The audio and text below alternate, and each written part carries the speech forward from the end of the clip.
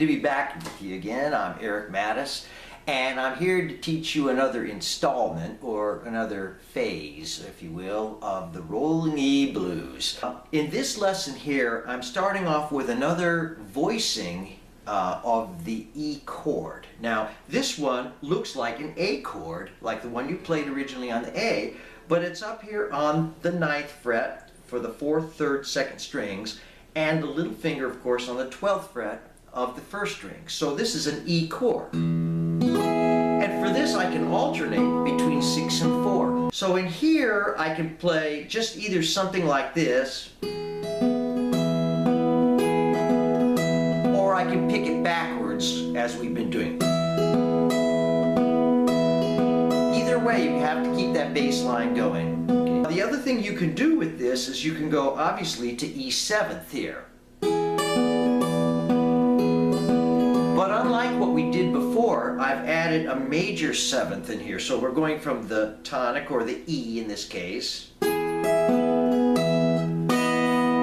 the major 7th and into the flatted 7th to make a dominant 7th. That leads us really nicely to that 4 chord. Okay, so what you heard me doing was, that was that Mississippi John Hurt Big Bill Brunsey lick, right? But in E. And then going into the E7th using that little ragtime technique I just showed you.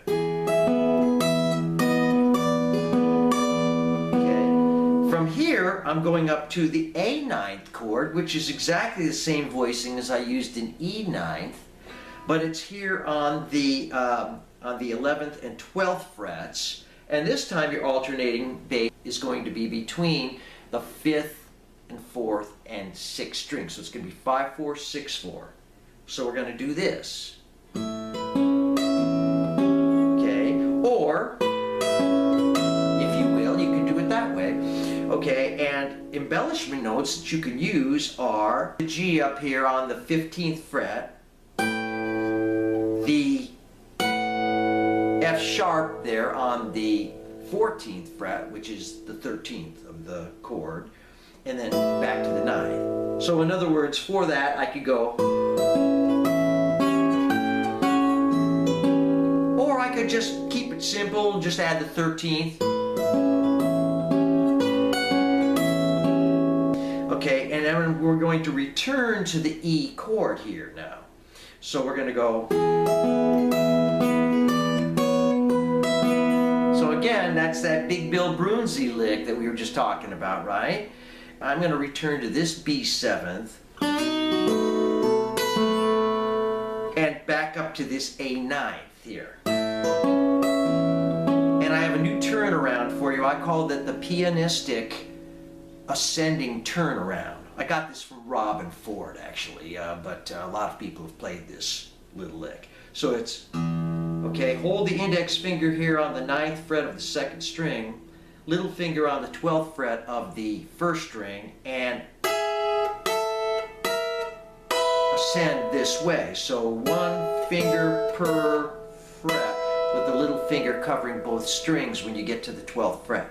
Okay? And then tag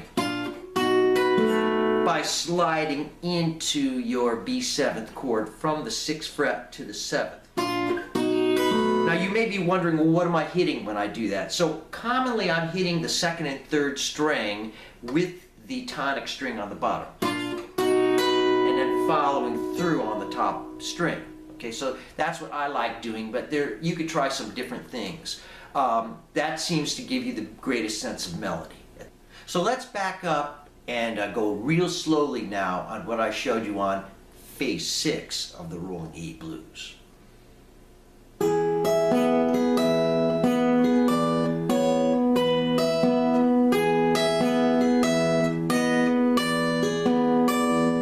A9,